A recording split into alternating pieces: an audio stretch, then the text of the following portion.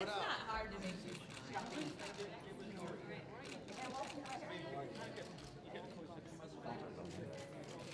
And right here next to me. Hey, Walton, with that smile.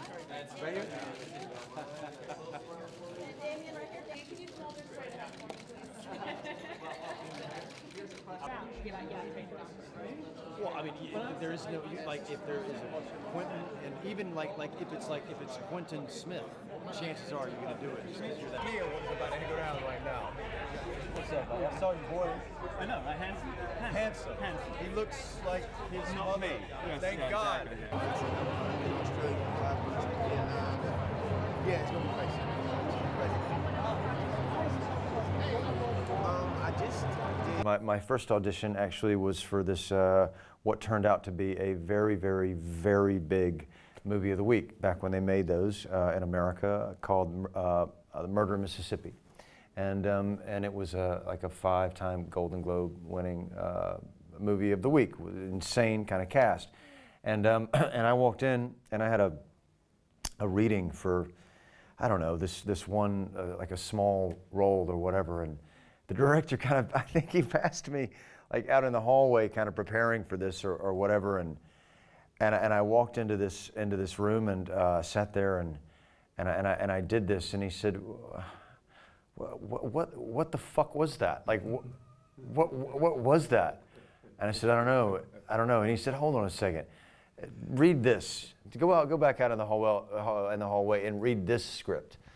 So I went back out and I wound up kind of thinking about it and walked back in 5 minutes later, and I read this role, and he said, okay, now take all of that away and just do this and look at me and have the emotion that you're feeling in your heart right now.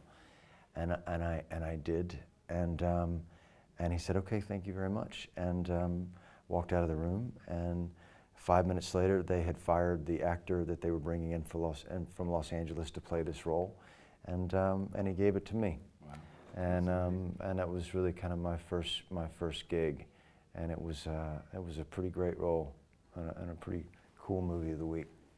So my very first audition was for the Royal Shakespeare Company, which globally renowned theatre company, considered one of the very best in the world. And I was in my final year at drama school, and I got a call from my very new agent saying I have it's to go and do an audition for this very esteemed theatre director. Would you go and do a speech, pre-prepared speech from any Shakespeare play in front of this director? This was the Royal Shakespeare Company. I thought, my God, if I land this is huge. So it was for a tiny, tiny part. It was fine, but to be in the company would have been an extraordinary thing. And I said to my agent, well, actually, we're just learning some speeches because it's my last year at drama school. So I have something, but it won't be fully, but I'll do my best. She went, don't worry about it. I'll explain that, it's all good. So I turn up with this semi-prepared speech. And I walked into this very vast room, like all of those movies you've ever seen where, chorus line, someone walks into a vast room with mirrors on the side. It was exactly like that. And this rather curt man, who was the director, who has to remain nameless because legal issues will involve, he said, what's your name? I said, it's Alistair Petrie. And he said, fine. What are you going to do? I said, I'm going to do a speech from Richard II, one of the great tragedies, political tragedies of Shakespeare's canon. And he said, fine, can you make it funny? I went, yes. And then he said, I was joking. Right. So he pointed on the floor where there was a white line. And he said, go and stand behind that white line. So I did. He said, right, off you go. And I stumbled through it with a mixture of kind of hope and fear, but enough earnestness to at least show a sign that there was something that I could offer this man and his production. And then he said, stop. So I stopped. And then he said, sit down. So I sat down. And they said, you see, the trouble with drama students is, and then he just gave me this whole diatribe, and I nodded, and I left. And I went outside, and I phoned my agent, and she said, how did it go? And I went, I think it went okay. I think it went all right. And then he came out of the room to go and get a coffee or make a phone call or something, and he went, oh, are you? And I went, yes. He said, how tall are you? And I said, I'm 6'4". And he said, ah, right, yes, good, because I think I need some odd-shaped people in this show. And then I left. And then I honestly believed I'd get the job.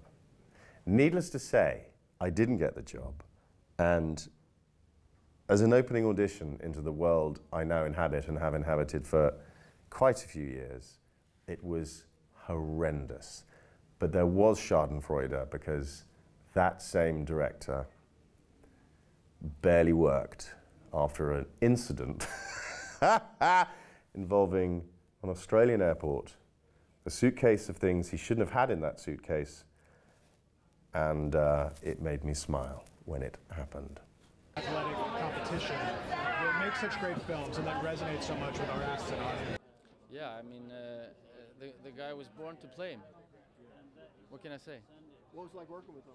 It was great. He's a devoted actor and he's very talented.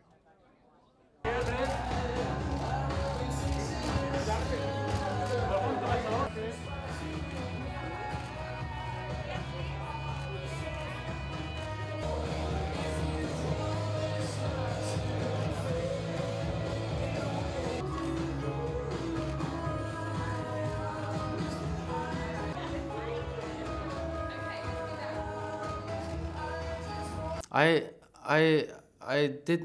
was doing small plays in my school when I was a kid, and this teacher sent me to the city theater of Reykjavik. I was living in Iceland, and I auditioned for this play, and I got the part, and I did it for 9 months, and that's when I realized I wanted to do acting for a living. So I was quite young. Do you remember the feeling you had? You were very emotional, or?